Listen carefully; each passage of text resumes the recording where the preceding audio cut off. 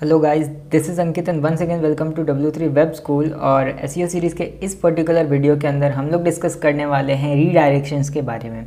Guys, last के कुछ videos के अंदर हमने HTTP स्टेटस कोड्स के बारे में डिस्कस किया था और उसके अंदर हमने समझा था कि जो 3xx रिस्पॉन्स कोड्स होते हैं या 3xx स्टेटस कोड्स होते हैं वो रीडायरेक्शंस के बारे में होते हैं। ठीक है, उसके अंदर जितने भी स्टेटस कोड्स होते हैं जो एक सर्वर ब्राउज़र को भेजता है वो रीडायरेक्शन से रिलेटेड स्टेटस कोड्स होते हैं। सो इसी के अंदर जो मोस्ट कॉमनली रीडायरेक्शंस जो हम एसईओ के अंदर यूज़ करते हैं वो 301 और 302 है। ओके, सो एक बार हम लोग इसको समझते हैं कि रीडायरेक्शन होता क्या है, देन हम लोग 301 एंड 302 रीडायरेक्शंस के बारे में हम लोग बात करेंगे।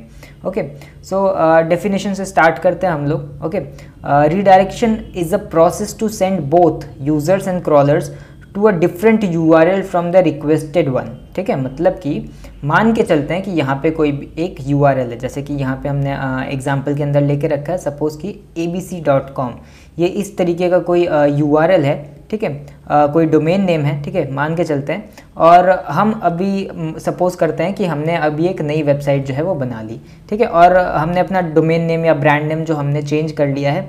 सो हम चाहते हैं कि अब कोई भी यूज़र जो है अगर इस पुराने URL को हिट करता है तो वो रीडायरेक्ट हो जाए ऑटोमेटिकली इस पर्टिकुलर URL के ऊपर। ठीक है, तो ये जो इस URL से इस URL तक ऑटोमेटिकली ले जाने की जो प्रोसेस है इसको हम कहते हैं रीडायरेक्ट करना या रीडायरेक्शन। ओके, सो रीडायरेक्शन जो होता है मेनली इन्हीं सब चीज़ों के लिए यूज़ किया जाता है कि आप यूज़र्स को किसी एक पेज से दूसरे पेज के ऊपर रीडायरेक्ट करना चाहते हो। ठीक है, उनके अच्छे एक्सपीरियंस के लिए या फिर आपने अपने कंटेंट को शिफ्ट कर दिया है। ठीक है, काफ़ी सारे रीजंस हो सकते हैं इसके लिए। ठीक है, सो इस प्रोसेस को हम रीडायरेक्शन कहते हैं और 301 and 302 are the most commonly used redirects in SEO. ठीक है, जैसा कि हमने अभी डिस्कस किया 301 एंड 302 रीडायरेक्शन जो होते हैं वो मोस्ट कॉमनली यूज्ड रीडायरेक्ट्स हैं एसईओ के अंदर। सो इसको समझना बहुत ही इंपॉर्टेंट है। सो मेक श्योर आप ये वीडियो एंड तक देखो क्योंकि बहुत ही इंपॉर्टेंट वीडियो है एसईओज़ के हिसाब से। अगर आप एक बिगिनर हो तो आपको ये सारी चीज़ें पता होनी चाहिए ताकि आप इंटरव्यूज़ वगैरह भी क्रैक कर पाओ। ठीक है, सो अभी हमने डेफिनेशन के बारे में बात की। सो आई होप कि आपको यहाँ तक तो समझ में आया होगा कि रीडायरेक्शन एक्चुअल में क्या होता है। ठीक है, आपने काफ़ी बार रीडायरेक्ट्स को एक्सपीरियंस भी किया होगा। आप किसी पेज के ऊपर जाते होंगे और वो रीडायरेक्ट करके किसी दूसरे पेज के ऊपर चला जाता है और ये जो सारा प्रोसेस होता है ये ऑटोमेटिक होता है, तो इस प्रोसेस को हम रीडायरेक्शन कहते हैं। ओके, सो अब हम बात करते हैं यहाँ पे कि हम रीडायरेक्ट्स को किन रीजंस के वजह से यूज़ कर सकते हैं। ठीक है, तो you can use redirects for various reasons. काफ़ी सारे रीजंस हो सकते हैं हमारे पास अलग अलग सिचुएशंस के हिसाब से, सिनारियोज़ के हिसाब से, जिसके वजह से हमें रीडायरेक्ट्स को यूज़ करना पड़ता है। ठीक है, तो यहाँ पे उनमें से कुछ रीजंस को हमने यहाँ पे लिख के रखा है, like choosing the URL between www and non www। ठीक है, अब आप एक चीज़ यहाँ पे देख सकते हैं कि जैसे ही हम यहाँ पे किसी वेबसाइट के URL को हिट करते हैं तो उसके URL का स्ट्रक्चर क्या बनता है। यहाँ पे अगर आप देखेंगे तो HTTPS के बाद यहाँ पे www का जो वर्जन है ये लोड हो रहा है। ठीक है, यानी कि HTTPS www.w3webschool.com ये हमारे URL का फॉर्मेट है। ओके, सो काफ़ी सारी वेबसाइट्स होती हैं जो www यूज़ करती हैं, काफ़ी सारी वेबसाइट जो होती हैं वो इसको नहीं यूज़ कर सकती हैं। तो इसमें हमें अपना एक प्रेफर्ड वर्जन चूज़ करना होता है। ठीक है, कि हम कौन से URL के ऊपर जो है अपने डोमेन को हमेशा रिडायरेक्ट करना चाहते हैं, है ना। क्योंकि अगर मान के चलते हैं कि आपकी वेबसाइट जो है वो www के साथ या फिर www के बिना, ठीक है, दोनों ही केसेस में आपकी वेबसाइट लोड हो जाती है। ठीक है, तो उस केस में क्या होगा, गूगल इन दोनों ही URLs को अलग अलग कंसिडर करेगा।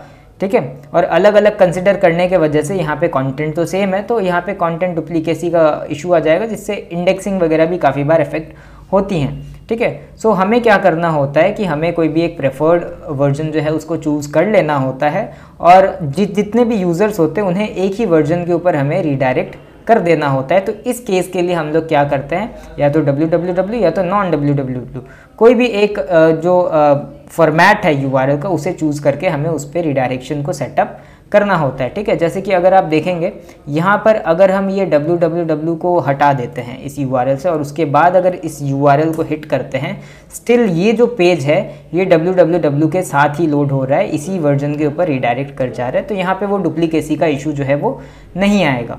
ओके, इसके लिए हम लोग रीडायरेक्ट्स वगैरह यूज़ करते हैं।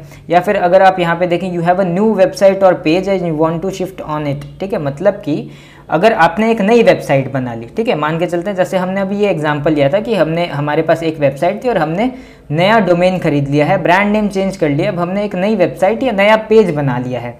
तो अब हम चाहते हैं कि जो यूज़र्स हैं वो पुराना URL हिट करें तो ऑटोमेटिकली हमारे नए URL के ऊपर वो शिफ्ट हो जाए, ठीक है। और आप परमानेंटली जो है इस डोमेन से इस डोमेन के ऊपर शिफ्ट हो रहे हो तो इस केस में भी हमें रीडायरेक्ट्स की जो है ज़रूरत पड़ती है। ओके, नेक्स्ट पॉइंट के ऊपर आते हैं। तो नेक्स्ट पॉइंट क्या है, forcing the browser to use HTTPS instead of HTTP। अब यहाँ पे जैसे हमने देखा www के केस में, यहाँ पे एक और प्रॉब्लम आती है कि काफ़ी बार ब्राउज़र जो होते हैं वो HTTPS के साथ भी यहाँ पे हमारे पेज को लोड करते हैं या HTTP वर्जन के साथ भी, यानी कि जो नॉन सिक्योर वर्जन होता है URL का, ठीक है। यानी कि आपने देखा होगा कि अगर URLs जो है यहाँ पे HTTPS के साथ लोड होते हैं तो ये एक सिक्योर कनेक्शन माना जाता है, जैसा कि आप यहाँ पे देख सकते हो, कनेक्शन इज सिक्योर। और उसके अलावा अगर आप यहाँ पे देखोगे तो HTTP वर्जन के साथ अगर वेबसाइट लोड होती है तो यहाँ पे जो है नॉट सिक्योर लिखा हुआ होता है। तो हम चाहते हैं, क्योंकि अगर आप HTTPS वर्जन के साथ लोड करते हो तो आपकी वेबसाइट सिक्योर होती है, तो आपकी वेबसाइट जो है वो सिक्योर मानी जाती है। सर्च इंजन के लिए ये एक पॉजिटिव सिग्नल होता है, ठीक है। तो आप चाहते हो कि हमेशा जो है आपकी वेबसाइट HTTPS वर्जन के साथ ही लोड करे, ठीक है। अब HTTP में भी लोड हो रहा है और HTTPS में भी लोड हो रहा है, तो अगेन वही सेम प्रॉब्लम आएगा जो www और नॉन www के साथ आ रहा था, है ना। तो इसीलिए हमें HTTPS वर्जन के साथ हमेशा उसको रिडायरेक्ट करना होता है, तो उस केस के लिए भी हम लोग रीडायरेक्ट्स को यूज़ कर सकते हैं। फोर्थ ऑप्शन के ऊपर अगर हम लोग चलें तो web page is not available for some time.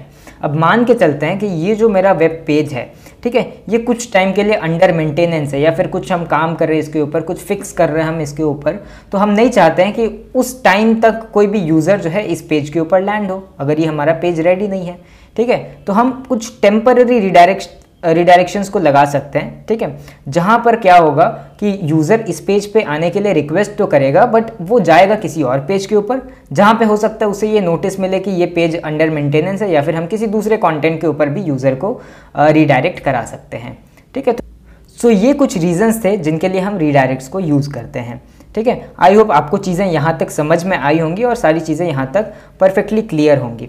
Okay, अब हम बात करते हैं 301 और 302 रिडायरेक्शंस के बारे में, ठीक है। तो 301 रिडायरेक्शन के बारे में अगर हम लोग स्पेसिफिकली बात करें इसके डेफिनेशन के बारे में, तो 301 रिडायरेक्शन जो होता है, इट्स अ परमानेंट रिडायरेक्शन, ठीक है, that sends all visitors from one URL to another, ठीक है। हमने अभी समझा था रिडायरेक्शन क्या होता है, जहाँ पे हम यूजर्स को एक URL से दूसरे URL तक ऑटोमेटिकली भेज देते हैं, ठीक है। बट जो ये 301 का रिडायरेक्शन होता है ये परमानेंट रिडायरेक्शन होता है। इसे हम परमानेंट रीजंस के वजह से जो है इस रिडायरेक्शन को हम लोग यूज़ करते हैं। लाइक अगर आप यहाँ पे देखो, जैसे www या नॉन www वर्जन पे अगर हमें लोड करना है तो ये सेटिंग हम एक ही बार करते हैं, ये सेटअप हम एक ही बार करते हैं, ठीक है। हम बार बार बहुत ज़्यादा फ्रीक्वेंटली इन चीज़ों को चेंज नहीं करते हैं। सो ये एक परमानेंट रिडायरेक्ट की कैटेगरी में आएगा, ठीक है। हम अगर एक डोमेन पे शिफ्ट हो रहे हैं, सपोज ये डोमेन था मेरा और ये नया डोमेन हमने खरीद लिया और इस डोमेन पे अब हम परमानेंटली शिफ्ट हो रहे हैं, तो 301 रिडायरेक्शन हम लोग यूज़ करेंगे जो कि परमानेंट होगा, ठीक है। या फिर अगर आप ये HTTPS में भी देखो, ठीक है, तो इस केस में भी क्या होगा, HTTP वर्जन से HTTPS वर्जन में अगर हम लोड करना चाहें इसको, तो ये भी हम परमानेंटली ही करेंगे, ठीक है। अगर इसको देखोगे आप, अगर हम HTTP के साथ अगर लोड करते हैं इसको, ठीक है, तो हमारी वेबसाइट जो है स्टिल ऑटोमेटिकली जो है HTTPS वर्जन के साथ लोड करती है। तो ये यहाँ पे 301 रिडायरेक्शन आप यूज़ करोगे क्योंकि ये चीज़ें भी आप परमानेंटली करना चाहते हो, इन चीज़ों को हम बार बार चेंज नहीं करना चाहते हैं।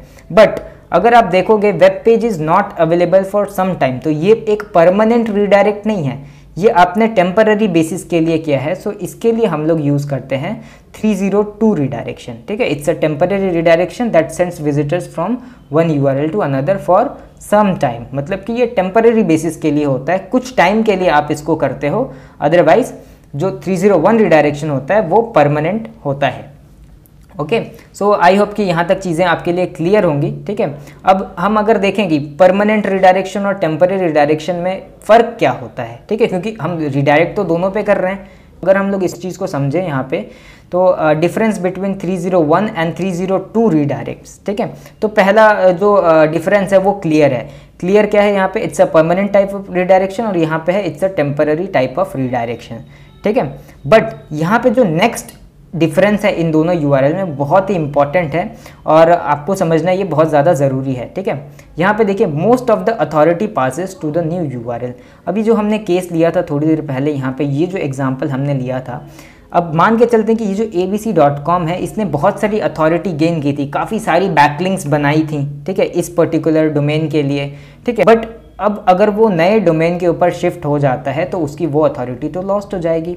नहीं, यहाँ पे 301 के केस में यही होता है कि मोस्ट ऑफ द अथॉरिटी जो आपने गेन की है, ठीक है, बैकलिंक्स के थ्रू या फिर जो दूसरे प्रोसेसेस होते हैं उसके थ्रू आपने जो अथॉरिटी गेन की है, अथॉरिटी बिल्ड की है, 90% से ज़्यादा अथॉरिटी भी नए डोमेन के ऊपर जो है वो शिफ्ट हो जाती है, ठीक है। तो ये एक बेनिफिट है अगर आप 301 यूज़ करते हो। बट क्योंकि 302 रिडायरेक्शन टेम्पररी बेसिस के लिए होता है, यहाँ पे अथॉरिटी पास नहीं होती है। सो आई होप कि ये चीज़ क्लियर हुई होगी, बहुत ही इंपॉर्टेंट चीज़ है बिगिनर्स को। सो एज अ बिगिनर ये चीज़ें आपको पता होनी चाहिए थी, ठीक है।